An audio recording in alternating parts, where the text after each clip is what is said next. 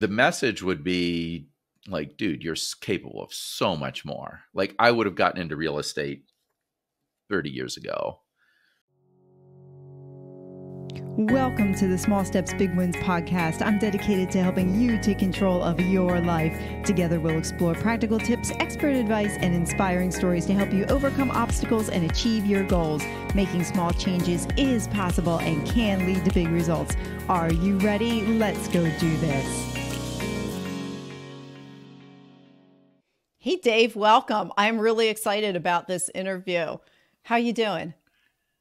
Doing pretty awesome. It's a beautiful day here in late October in Ann Arbor. I was just outside. It's still like 65, 70 degrees. So wonderful. Oh, nice. Last minute. That's funny. I'm down in South Carolina and it is actually, was my phone say, oh, it's 75 down here. So perfect. Yeah. It's great weather. The fall is great. And what's nice where we are is that the trees actually do change. We actually do get seasons here still, with it being as far south as we are. So that had surprised me with relocating down here. So again, Dave, welcome. You came from a very interesting W-2 that you left to pursue entrepreneurship. I let my guests start where they like in their stories, but if you could weave that into your story and talk a little bit about the catalyst that made you decide to leave that position. Absolutely. Yeah. And I guess I really want to reach out to, and hopefully my story resonates with engineers, accountants, teachers, whoever has a fear that if they leave this job that provides a steady income that they can't do it. And I'll explain why I did things in a way that I felt really mitigated my risk in leaving, which was very simple, which is replace most, if not all, of your income. And we can get into that in a relatively quick fashion by reaching out, doing some research, and talking to trusted friends.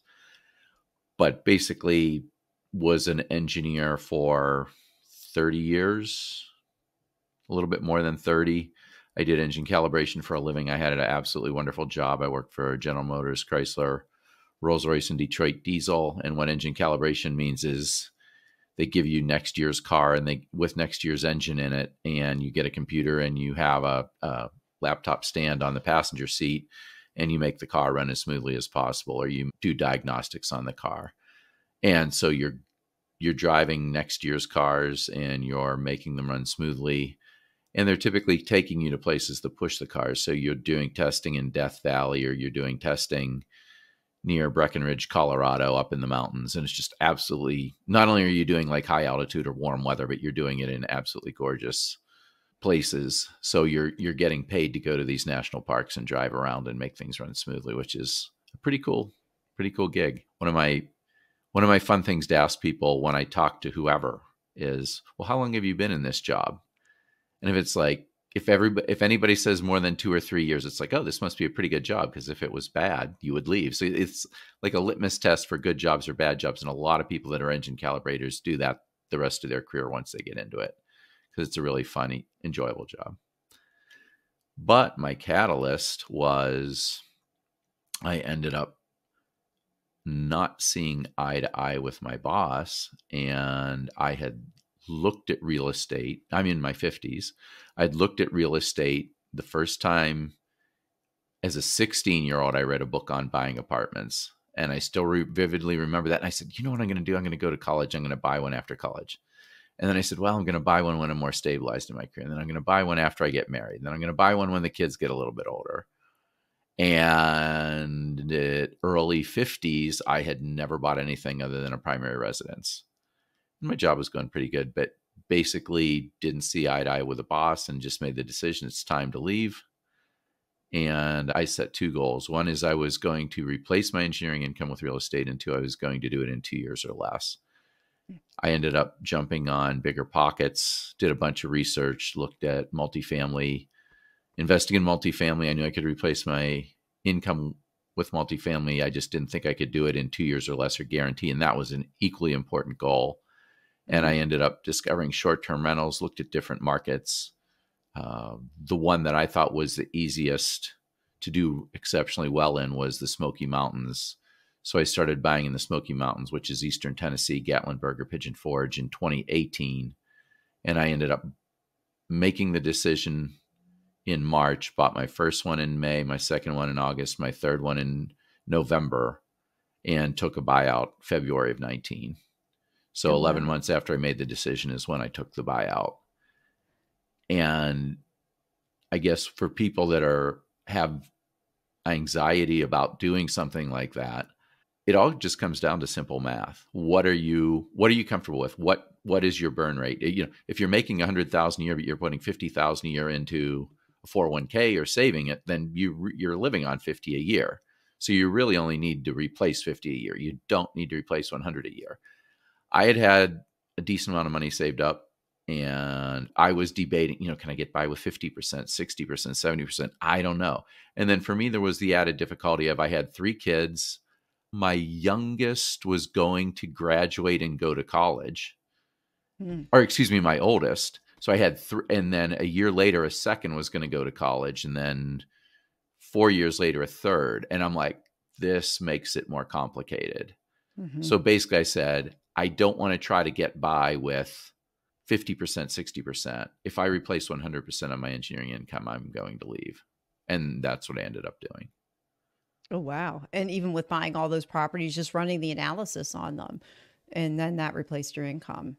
Were the numbers enough for you? No, and the numbers were really shaky and sketch, quite honestly. So nobody was optimizing anything. So I will tell you how not to do an Airbnb in the Smokies. The very first one I bought. No, I did better than they did, but this is what I'm trying to distill numbers from. So Hmm. the people that owned the very first cabin that I bought, they charged $225 a night Sunday through Thursday, and on Friday night and Saturday night they charged $275. 52 weeks a year. So they were Mm. completely sold out in the summer because they were priced too low. They Hmm. never had anybody in the winter, and in the spring and in the fall. When you're doing numbers based on a property that's their pricing strategy, you know that you're going to do way better than that, but you're really not sure exactly what it's going to be. Hmm. So in that case, I was like, I can actually do better than break even with their horrible numbers. So I know that I will do fairly well. And then instantly, and I ended up buying at the end of May. And in the Smoky Mountains, one of the things that's super appealing is you're buying them fully furnished, everything, plates, Mm. silverware, TVs, curtains, everything stays. So you're closing on a Wednesday, and I literally had everything rented out that weekend. Oh, wow. So Okay. I buy in May, I instantly have the June numbers and the July numbers, and I'm like, wow, this is doing great. So it did significantly better than the previous people had done. That gave me confidence to buy the second one. And Ended you up were getting the s- second one in August, and then the third one in November.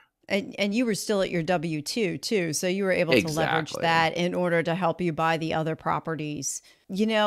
Some might see like what you do or what you've built is being risky, but does it still all just boil down to the numbers, or is there a component there that you have to fight on the inside to say, okay, there is some risk here, but I'm really conservative? I think a lot of people don't ask the right questions about certain markets. Mhm. So right now, if somebody wanted to buy an Airbnb, which Airbnb's gotten, short-term rentals gotten competitive, super competitive. Everybody poured in. Everybody said, look, all these other guys made money. I'm going to come in. In my mind, one of the litmus tests is how many people are pouring in. And, right now, if somebody wanted to buy Bourbon Trail in Kentucky, still makes sense. I literally just did my numbers for the last bunch of months from a place I bought there. Really good numbers, paying 8% interest on the place. So a lot of the reason I bought in the Smokies was when I was talking to real estate agents in different markets is how many people are coming in. And there were just a ton pouring into the Smokies. It's like, okay, the numbers might make sense, but when basically a bunch of other people were double checking my work, I wasn't able to talk to them. I didn't know exactly what numbers they were crunching, but a lot of people were coming in, gave me more confidence to do the first place. And the other thing that I think is super important is I was still filled with fear, right? Oh my gosh, this could go horribly wrong. It was a 10% down property. It was a second home property. So I Mhm. had enough income to support it.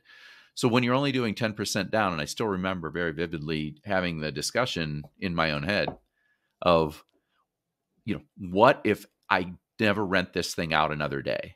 Now, I knew these other guys were renting it out just fine. And I said, if I never rent it out another day, I lower the price 10,000 or 15,000, I sell it, I lose like 30,000.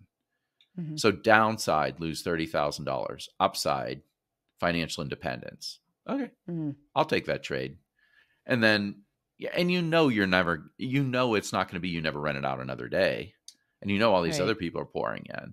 But I like really lopsided deals where the downside is tolerable and the upside is really strong. I don't like anything that I could make 10 or 15% on, really not interested in it. I Mm-hmm. want outsized value. I want outsized returns. Mm-hmm. Mm-hmm. Isn't it funny how we take fears and we think they're going to come true and they never really do? It's like we talk ourselves into a box, but when you run it by the numbers, it's like, wait a minute, no, that's not, just like you did, the worst case scenario. How bad is the worst case scenario? My W-2 income still covers the mortgage, and I know I'm going to rent this thing out. So do you find that with those fears that come up, they really actually don't materialize anyway? you know? I think that's super accurate. I heard a saying that said, more people die of worrying about what might happen than the thing they were actually worrying about. Mhm. Yeah. Yeah. And the other thing is, I would say try to put yourself in circles of people that are experts. And so, I'm part of a group called Go Abundance. And right now I have if I ever do any real estate investing anymore, I call people and I bounce it off them. And what am I missing? What do you see in this? And there's so many different experts in that particular group of people that Yeah. my risk is significantly mitigated just by knowing those guys and having them in my phone. That's awesome. It does go with the saying, who you know determines where you go. Or Mm-hmm. there's also you are the sum of the 5 people you hang around the most with. Mm-hmm. And that also helps. And then you also listen to Bigger Pockets. So you educated yourself first. But at the end of the day, we could listen to books and we could educate ourselves out to no end, but it's taking that actionable step. So I know you have real estate. You're also into some other things too, that you've built businesses. And talk a little bit more about what else you do and have built. Yeah. I was just talking to somebody before this podcast. And then I said, and then this thing happened that I didn't mean to happen. And then this thing happened by accident. And just one thing leads to another. And if you're open and you're aware, and if you have your plate cleared off enough that you're not buried in work and can actually see these things come by and grasp them and play with them in your mind. So basically what ended up happening is after I took the buyout, I ended up getting on a couple podcasts. A bunch of people reached out to me saying, can you help me do this? And ended up getting a real estate team going in the Smokies. So that I was able to help a bunch of people add significant amounts to their net worth by helping put them in the best cabins. And then that ended up spinning off another business, because what I found is I really don't like to work 3 or 4 hours to crunch numbers to figure out what the best cabins are in the Smokies. So to this day, I still have a virtual assistant that does that. So every cabin that's ever come on the market in the Smokies in the last year and a half, we've done the analysis on it. We have spreadsheets of it. And 5% turns green, 95% turns red. We only tell people to buy the green stuff. Pretty straightforward. We save a lot of people a lot of headaches and hassles. So, but what came of that is I ended up getting an incredible virtual assistant because I found I didn't want to crunch for 4 hours, hand it to a client. I did one where I handed it to a client and the client said, "Oh no, I don't want to buy that." And I was not happy. I was not happy at all. Do 4 hours of work. Here you go. This is exactly what, like if it was my mom, I'd Yeah. tell my mom to pick this one. Nope, Yeah. not doing it. Didn't have a porch. It didn't have something. I don't even How'd that make you feel when they turned around and did that? well, and this is where having other trusted people in your life is important. I was mad. I was not happy. And I had a coach at the time and I said, "I'm never doing that again." And he's like, "What would the commission have been on that if you would have sold it to him?" And I told him, and what would, how many hours did you have into this deal and how many hours would you have ended up with? And basically the hourly rate ended up coming out to more than $1,000 an hour. And he's like, Mm. can you find somebody else to do this? Mm. Well, I guess I could get a virtual assistant. Never occurred to me until then. So, I mean, that pain caused me to explore virtual assistants. I ended up finding an incredible virtual assistant and started out by kind of going through my emails, making sure my calendar was correct, and then doing analysis on every property that was showing up in the Smoky Mountains. So that's how I ended up getting her. And she ended up being so amazing that I told a couple other friends, and they said, do you think she could get me one like that? I said, I have no idea. Let me ask her. She ended up getting 3 for people. And the conversation at the end was always the same. Well, what do I owe you? And I go, nothing, don't worry about it. And then another guy, another Ann Arbor friend, said, you do realize you have a virtual assistant placement company, don't you? And that you actually have a service that's valuable and you should charge for it. I'm like, I had no idea. I'm like, no, I don't know. I don't know that. If he wouldn't have said that, I'd probably still be giving them away for free. And then I realized that, one, I had a virtual assistant placement company, and 2, I believe that our product is better than a lot of the other products out there. Just we're going for the best of the best. We want college educated, 5 years experience in the field that people are looking for. And what we're trying to do is take the training time down to half and make it that person's actually helping you. When you say, I want this done with my email, they say, well, maybe you want that, or maybe you want this other thing. If you want what you want, that's fine. But we want to bring in that experience level that takes everything up a notch, that they're like trusted business companion, trusted business partner, not just, okay, I can do whatever you say and I can't think on my own. Yeah. Do you think that comes in because you find VAs that have experience behind them, with that 5+ years experience, that they can come in and actually come alongside the person they're working with rather than just jumping into and just being, just doing what they're told? Exactly. So I like to tell stories that let people know exactly what my experience has been and kind of summarizes the situation. So, Jess is my rock star, first person I hired. And basically our very first conversation was, she asked me, what time zone are you in? I said, Eastern. She said, I'm planning on working from you from 9 a.m. to 6 p.m. Eastern, unless you think I'll be more effective by shifting my hours one way or the other. Just let me know. And then our second discussion point was, she asked me, so what do you need help with? And I said, my email. And she said, what do you need? And I said, I think I need this, this, and this. And she's very gentle with me. And she goes, well, we could do this, this, and this. Or we could do this, this, this, this, and this. But if you want those first 3 things, no, Jess, I want you to do, yeah, that 10 years experience is showing through right now. I want you to do exactly what the 5 things that you proposed, because that was a way better plan. And that's the trusted business partner. And that's where that experience comes in. A lot of other companies will train VAs, but it's a couple-week training program. Mm-hmm. And then here you go, where that 5 years experience, they got to see what works, what doesn't work. They get to push back a little bit. And bottom line is, if I would have said I want exactly what I want, at no point has she ever said, you have to do what I'm saying. There's always, we can do whatever you want.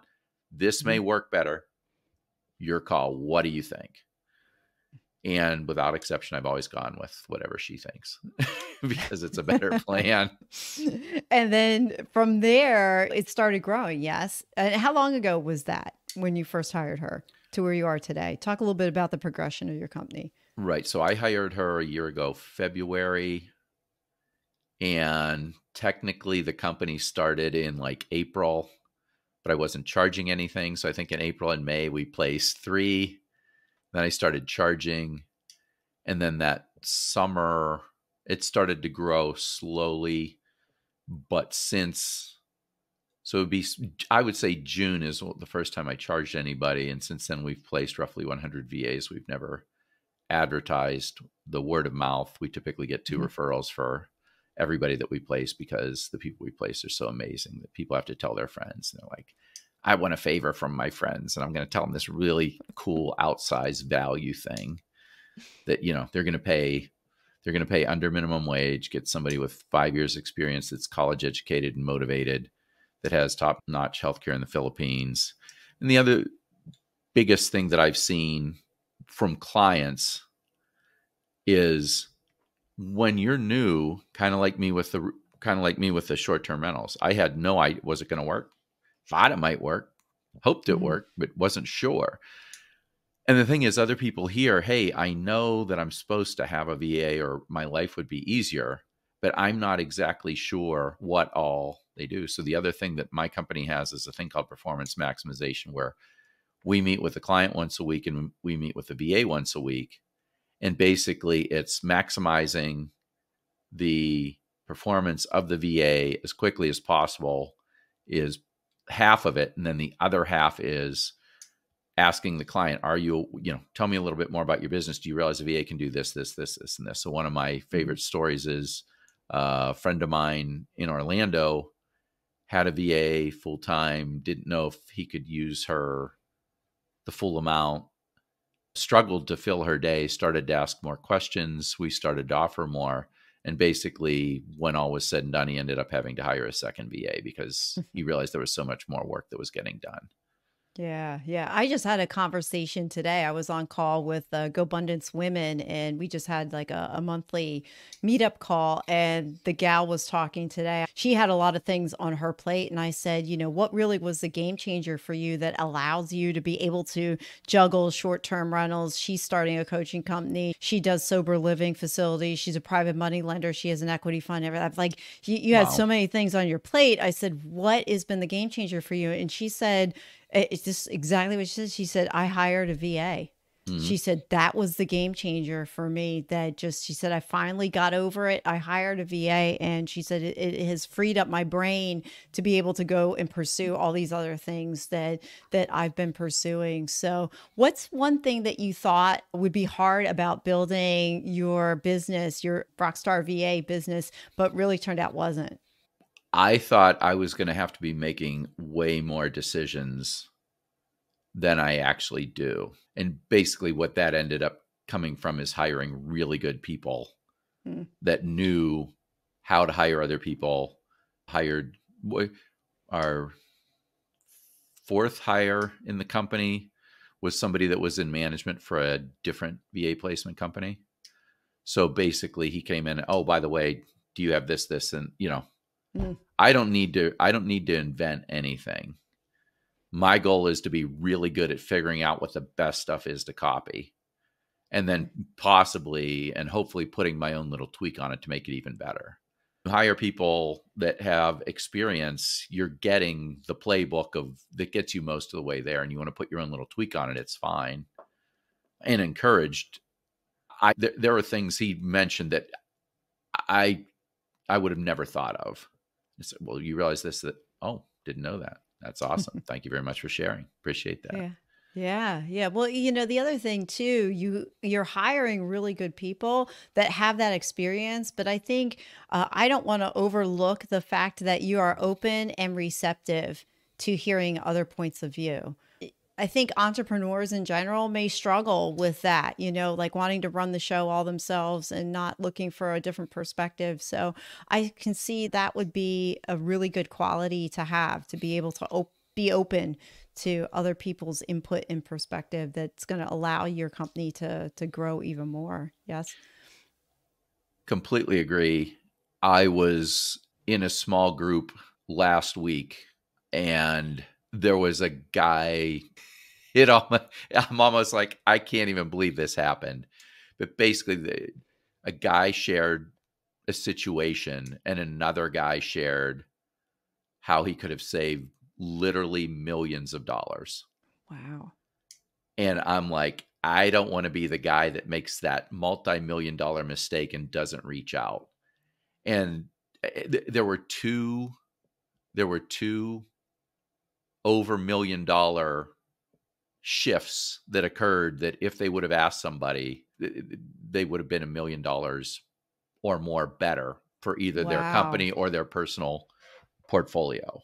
When I hear things like that, I get super inspired. Yeah, I really don't know everything, and I really don't want to be the guy that has the story of, there was this $3 million mistake I made once. If I would have asked a couple of people, they would have told me. I mean, the guy just said, yeah, do you realize this and this? And they're like, Yeah. no. And then and it was actually the same person that that let these guys know, here's the path that would have been best, Mm-hmm. Yeah, there's the power of the tribe again, isn't it? Like the Exactly. power of who you surround yourself with. But, that's only half of it. You can surround yourself with the best people in the world, but if you're not actually listening to what they're saying, Absolutely. and it falls on your deaf ears, and you're still going to do what you're going to do anyway. Although there's always a place, I mean, we should evaluate the information that's coming at us, but there's also a balance between saying, okay, that person probably knows more than what I know, so maybe I should take this path because I'm not sure what to do. So it's always a delicate, fine balance there. What's one thing that you thought would be easy about building your business, but turned out not being so easy? I guess I actually thought it would grow even faster. So, I mean, we Mm-hmm. placed roughly 100. I thought it would just take off even more so because I think the value that we're offering is just so outsized. So, I don't know. So we're now working on marketing, as you're aware, and we're going to Yeah. start marketing for the first time. I think we've done really well for no marketing whatsoever, but it's like, I think so too. Yeah. I think, and you know what? It's like anything, it'll hockey stick when it's going to hockey stick, and you don't really have a crystal ball as to when that's going to happen. I mean, right, whether it's podcasts or, anything really, it's just, I don't want to say it's fate because you always have to put the hard work into it, but sometimes those things just take off when you least expect it. right. So I wouldn't get this. Certainly wouldn't be discouraged, but I think when you have a really good product and the word starts spreading, then that's when it's gonna take off. What's your vision for your company? My vision is to donate massive amounts of money to fund child sex trafficking missions that free kids and get them back to their families.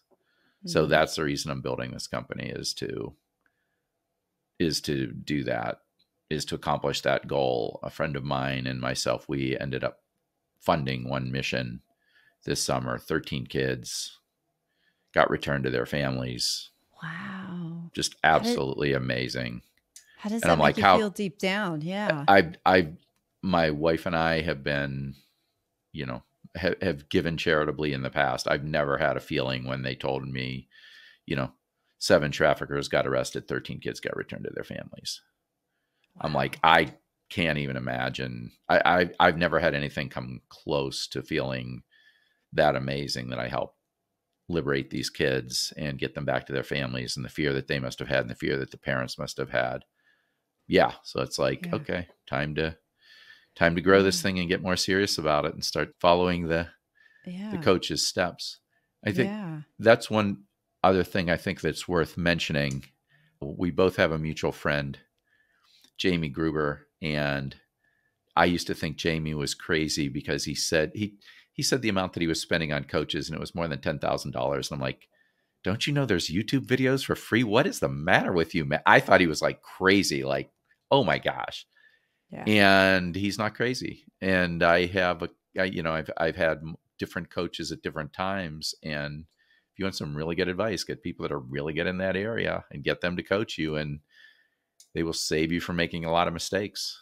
So, and help you shape your business and send it in different directions that you might not have thought about sending it, and help you make it better, faster, and more Mm. resilient. So what helped you overcome the thought that, oh, it's crazy to hire a coach? I think it was almost the same thought process. It kind of was the same process of the first cabin. If I really, if everything goes horribly wrong, what will I lose? And Mhm. if things go really well, what will I gain? I'm like, well, I'll lose the coaching fees. And, my current coach is awesome. And I'm like, if I pay him, whatever I pay him, I've lost, you know, I can lose that money, but he's always provided more value. And I find Mm. if you trust the process, saying I'm going to pay this money and there's no guaranteed returns, but this guy's pretty good, has a pretty good reputation, I think we're going to try that. And I think a lot of the growth that I've had is because not only from the teachability, but also kind of the coachability and the willing to spend money on coaches, on GoBundance, on other masterminds.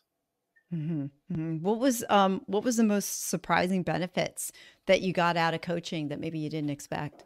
I would say ideas that, so certain coaches, certain coaches that aren't as good for entrepreneurs will be like, do this, do that. The coach I currently have is very honest. He goes, I'm going to ask you questions. You're going to think it's your idea and then you're going to do it. But in reality, it's going to be my idea, but that's okay. I don't need credit for any ideas. I need you to get to do this stuff. And basically asking questions on things that I would have never thought of. So it's very similar to kind of the VA company and getting somebody that worked for another VA placement company. You're getting, things are getting put in your mind that you would have never, I would have never thought of. I can think of two instant examples and I'm like, oh, that's like never would have occurred. Not only never would have occurred, but when he said them, I'm like, I'm not doing that. And it took like 2 months of him asking over and over and finally saying, how about we just do a comparison test? Because he could tell I wasn't going to do it. He tried to get me to agree to it. Nope, not doing it, not doing it. And then how about a comparison test? Because they're just giving you the softball is not helping. So yeah. Once you realize that what he was suggesting works, does that change your interaction from now on out? Like if he suggests something now, you're not as resistant? Exactly. You're like, oh, Yeah. that 30 years or 40 years of experience that he has, that actually does count for something. He's just not making this up. I'm like, oh, yeah. So it's Sometimes it's hard to get out of our own way, isn't it? it really is. So yeah, his name's Gary Kishbaugh, in case anybody's wondering. And he's really interesting guy. And he'll even talk about, my teachability versus other people's teachability and stuff like that. And I think that's also an interesting metric if you are going to work with a coach of where am I? Am I really resistant? Am I not resistant? And, you want to get the maximum value, which is going to involve kind of listening to the guy that you're paying to coach you. Yeah, right. And then, like just don't go for a coach if you don't really want to coach. And I think to your point, you mentioned about different coaches, there's different coaches for different reasons.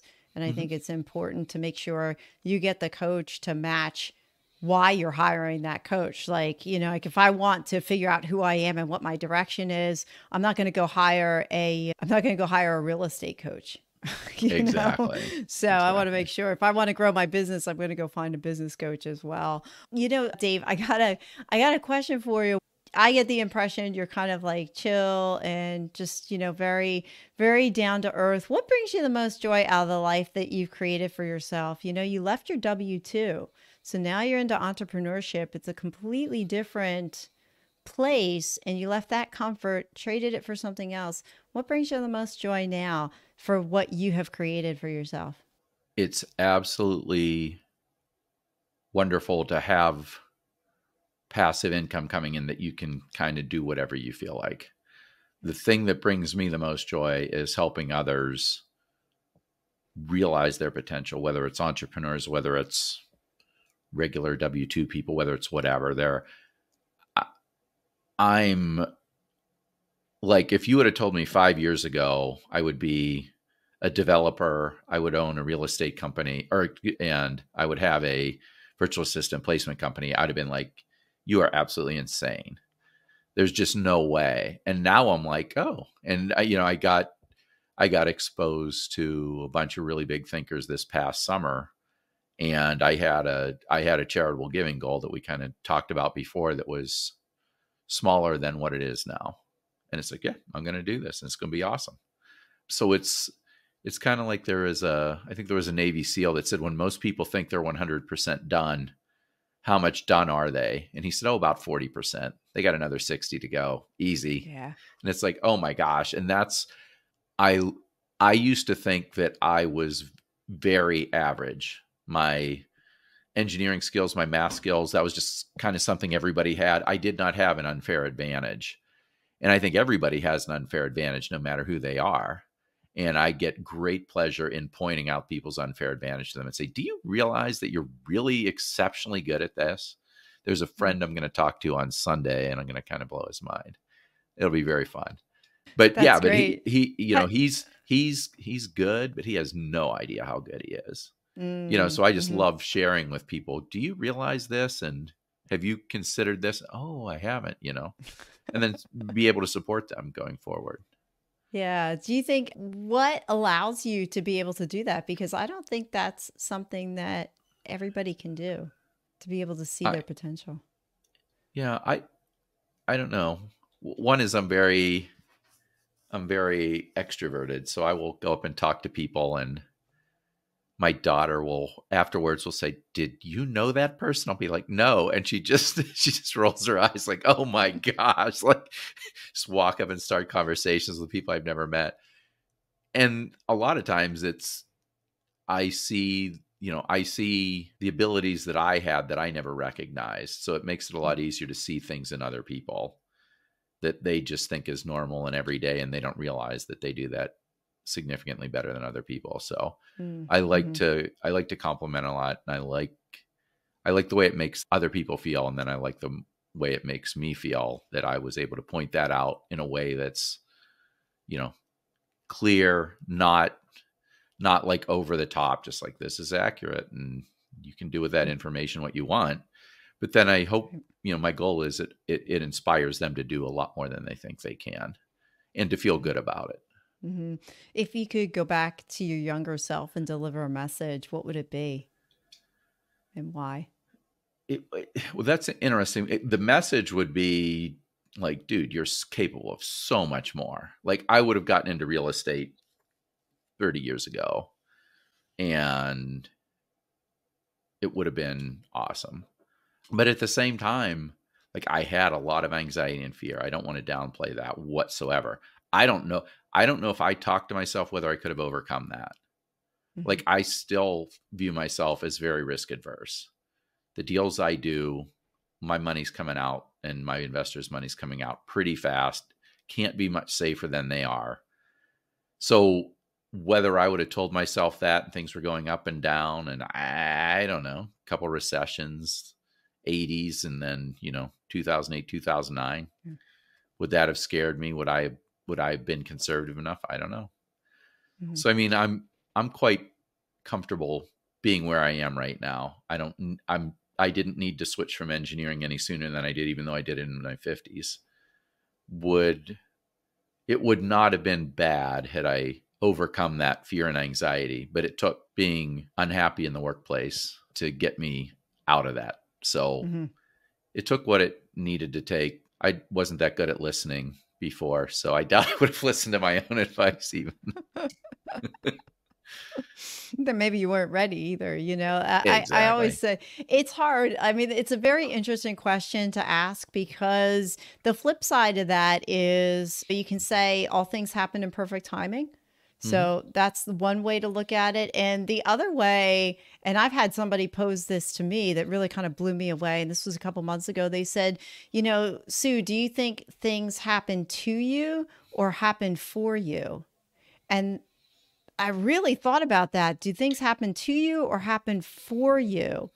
And when you Hmm. put it in light of things happening for you, then everything that's happened to you up to this point in time where we are right now are perfectly orchestrated, Hmm. and that nothing is a coincidence. So there's nothing to regret. There's nothing to go back to. It's always an interesting question. I mean, the other version of that question is what would your 80-year-old self tell your, today year old self? And that's just another twist on it to look back and say, what would they say now? So you could answer that if you want, but I just threw that one out there. I But think my 80-year-old stuff would be like, this is pretty good. So and how this happened, I wish I could tell you, but I'm not really sure. But last summer, to use a Jason Drees kind of quote, I came into alignment and like there are no hard mhm, decisions anymore. And I just do stuff. I don't worry that much. If it's about a kid making really bad decisions, I worry. If it's about me and about other things I'm doing, I don't worry. mhm, And it's like this outrageously easy way to go through life. I've been kind of waiting on my life to go through life easier and not be completely stressed out and freaked out. And what if this Mhm. happens? And what if this happens? And yeah, I'm pretty sure my 80-year-old self is going to be like, yeah, that kind of a year ago until now is when you hit your stride and got to enjoy life a lot more and worry a lot less. So it's a wonderful Yeah. thing. I wish I Yeah. could tell people exactly how I did that. I'm not sure. I've done a decent amount of work up until then Yeah. on myself and counseling and things like that. Yeah, probably working on yourself, that self improvement, that Mhm. it, and sometimes you can't put a pinpoint on when something clicks or something happens in the mind to make you head that way. I know one of the things that you've encouraged me with that I've really appreciated is the phrase at ease. So Mm, when you're looking at a challenge or whatever, now, no matter what it is, I always put at ease at mm. the end of it. And it just seems those two words seem to make something that is either impossible, challenging, difficult, or just plain hard a little bit more attainable. And so that's one thing I appreciate that you taught me to look at whatever the challenge is and to add at ease at the end of it. So for that, I'm thankful. Yes, Yeah. and yeah. So I like this right here. It's been chewed on by a dog, so it's not as pretty as it used to be. But Yeah. what would you attempt to do if you knew you could not fail, and then with ease added at the end of it? And with these, yeah. And I was going to ask you that. That was one of my questions. If there was something that you could do that had no time or money constraints now that you've, built this life for yourself, what would it be? I think I'm not anywhere near Mm, what I'm capable of. So it's hanging out with, still continuing to mastermind, still continuing to meet amazing, inspirational people. And it's really interesting. A lot of these guys you have to ask the questions of. So there was a guy that I was talking to that was talking about some sounded pretty big things, and he built a community for single moms. mm, And then somebody said, well, single dads are overlooked. So he's like, oh, okay. So he built a community for single dads.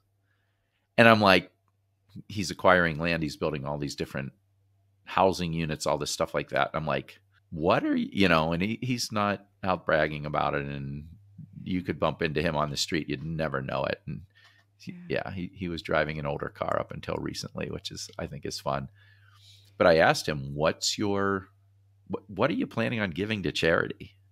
And he's in a group that I'm in that's where people are willing to share their financial stuff, which I think is unfortunate that more people aren't more comfortable sharing that, because I think a lot of good could Mm, be done by just feeling comfortable enough to ask other people and then being inspired by them. And he goes, "Oh, well, mhm.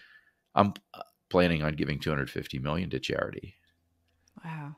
And this is a guy that's driving like a 8-year-old car, right? There's more than Yeah. 100,000 miles on it. I'm like, oh, so you don't have to get the flashy Ferrari. You don't have to do whatever. And Yeah. if you want to do that, that's fine. I'm not saying that to judge, but I'm like, there are people out there making significant changes. Those are the type of people I want to hang out with. If I want to, Hmm.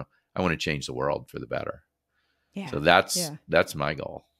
Yeah. That's great. Yeah. And that's something you've already started doing. And that's something that, this is what I love. It never grows old. I'd love to know what your thoughts are on the concept of retirement. If you're just building something, if you like to just build things that help people and make money, then the concept of retirement really isn't a concept. No, not at all. I completely agree. One of the books that I would encourage everybody to read is Die with Zero. And I used to think of myself as a logical thinker, and then I read Die with Zero, and I'm like, I am following all of these societal norms. I'm not thinking for myself. This is so Mm, embarrassing. So Die with Zero is huge. But yeah, but when you're in alignment and doing what you want to do, and then the other big thing of that is knowing what you don't want to do and just don't do it. Hire people to do that, or find mhm, people to do that. You don't even need to necessarily hire them. There's, the development I'm doing. I have a partner that is, lived in that area of Eastern Tennessee for his whole life, knows everybody, build a couple houses a year, but he normally just buys a lot. We decided to do this development, and I'm good at capital raising and big overview of what the business should be like. and he's really good at getting the work done, getting the permits, getting everything lined up with a civil engineer. So it isn't even like I have to hire him. I need to partner with him. And together we are way better than if he did it by himself or I did it by myself. It'd be a disaster. So it's like, okay, who can I partner with? What do I need to trade? What do I need to do to remove the things that I'm either one, not good at, or two, I don't like to do? And then you're so much more powerful that way. Yeah. Is that just giving yourself eyes to see too? Like, I just telling you, looking for those opportunities, just being open to things that come your way and just. Yeah. I mean, and that was that whole thing was, I was not a developer 2 years ago or 2.5 years ago now. And basically a guy said, hey, I can raise a bunch of money. Do you want to explore doing a whole development in the Smokies instead of just building a one-off cabin for me? How about we build a whole neighborhood full of these? And I show up, I'm not a developer, but I start talking to these guys. The deal with that particular guy didn't work out, but it ended up spinning off this other development that's gone exceptionally well, especially it could have gone so much. There's multiple things that I've learned from this development, and if what I know now I would have known back then, I wouldn't have done the development. But 3 things have fallen in our favor that were just amazing. So it's going fine, but it could have easily not gone fine. But I used to really disagree with the Bigger Pockets. I absolutely hated their stupid 90-day challenge of buy something in 90 days. I'm like, well, what if you can't find a good deal in 90 days? But I think it's actually probably more important to buy something, get those lessons done. And they're pretty straightforward too. Like, you might not make any money. And I'm like, well, why would you want to do that? Well, because you're learning all this stuff. That's why. And now your fear of making mistakes, well, you've already made them. So it's time to do bigger stuff and keep moving. So. Oh, yeah, that's a good point. I would have thought, the 90-day challenge, if you didn't buy something in 90 days, then you'd feel like a failure. But then the flip side of that is what you just said, like buying something in that 90 days, go through the learning curve, make all the mistakes that you're going to make. I don't think that's emphasized enough. So I'm glad you said that, because the other, like I said, the flip side would just be, oh, I'm just not going to do anything because I don't want to make a mistake. But the reality is we are going to make mistakes, and that's not a bad thing. Mistakes are where the learning's made, so that you don't make them again, or at least try and mitigate them so that they're not as big. So Dave, before we close, I have to ask you, so you are a very productive person. You've started like 3 different companies, I've heard, you're doing all the stuff, but yet I see a picture of a sloth in the background. And for those who are watching, there's a sloth on screen. For those who are listening to the podcast, there's a sloth on Dave's wall. Not a real one, a picture. Now I'm very curious. What's up with the sloth? So the sloth is a bunch of guys that I love decided to go surfing in Costa Rica. And I went surfing in Costa Rica with them for a week in July.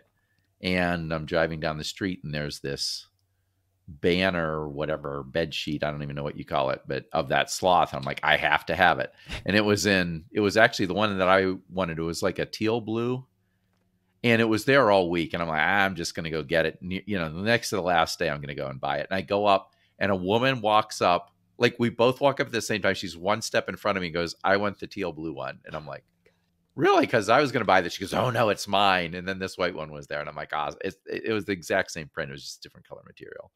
But yeah, I think sloths are cool.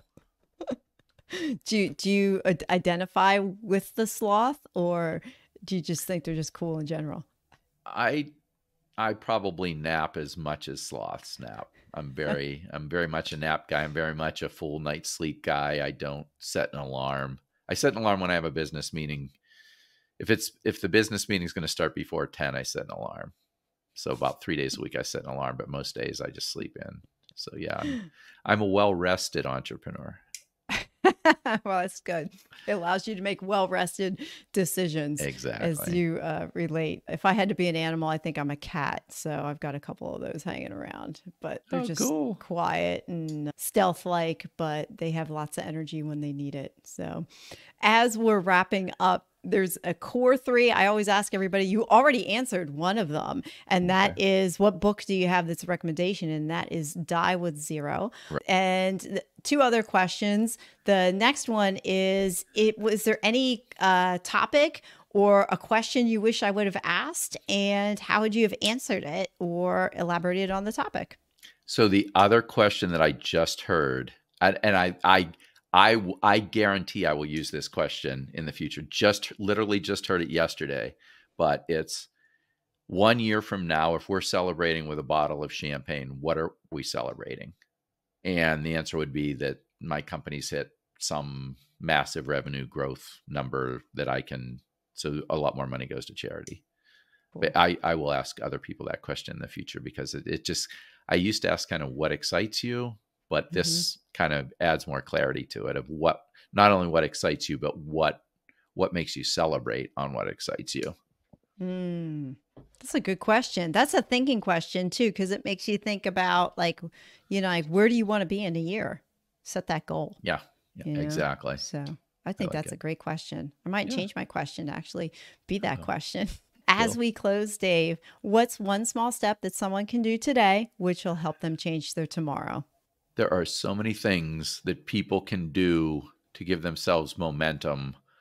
And it can be, I'm going to exercise for 5 minutes in the morning. Like right now I'm back on exercising and I'm like, I feel so much better. And I'm in my 50s and I've known this for 40 some years, but I typically don't exercise. It's like, this is embarrassing to admit this, right? Exercise a little, do 5 minutes of meditation, do 5 minutes of praying, do 5 minutes of affirmations. There's so many different things that just 5 minutes a day. What 5-minute time slot do you want to give yourself? Lock it in now. And what will be most effective for those 5 minutes? You get the other 23 hours and 55 minutes to watch Wheel of Fortune and Jeopardy and I don't know what other, and take a nap, sleep excessively and eat Mike and Ike's excessively. I don't know, but you just commit to the 5 minutes a day of what makes you better, and then do it. Set your alarm. Not I'm going to do it when I remember to do it, because you're not going to remember. Set the alarm. These 5 minutes. This is what I'm doing. That is what I would recommend. Awesome small step. Dave, how can people find you? Reach out to you? Easiest way is Facebook, Dave Homyak. There's a yellow sunset behind me. There's a couple Dave Homyaks. One's my cousin. A couple I think I don't know. But yeah, just reach out to me there, DM me. Happy to talk. That's the easiest way. What if people are interested in a VA? My company's name is the Rockstar VAs. So you'd go to therockstarvas.com, sign up for a free consultation. And even if you're just exploring and you're like, I think I might want to know a little bit more. And even if you have a VA and you're not looking, but you wonder whether you have a rock star, go to therockstarvas.com, click on a free consultation. Jess will talk to you and you will find out exactly what a Rockstar VA talks and acts like. And most of the time when some of my friends that have VAs do that, they text me like, holy cow, dude, she's amazing. I need one like her. So awesome. That would be the site. All right. Well, and I'll put that stuff in the show notes too. Dave, thank you for the gift of your time. This has been awesome. We've been all over the place and I enjoyed our conversation so much. Well, thank you so much for having me. I thought you asked some amazing questions. Enjoyed it. Thank you for listening to another episode of the Small Steps, Big Wins podcast. I value your time with me and I seek to make every moment count. In order to make lasting change in your life, listening is usually not enough. So I want to ask you, what practical steps are you going to put into action today as a result of listening to this podcast? Remember, any step, any action, no matter how small, starts your journey to a big win. And if you're not sure where to get started, reach out to me and let's have a conversation. Until next time, love yourself, then love others. Peace.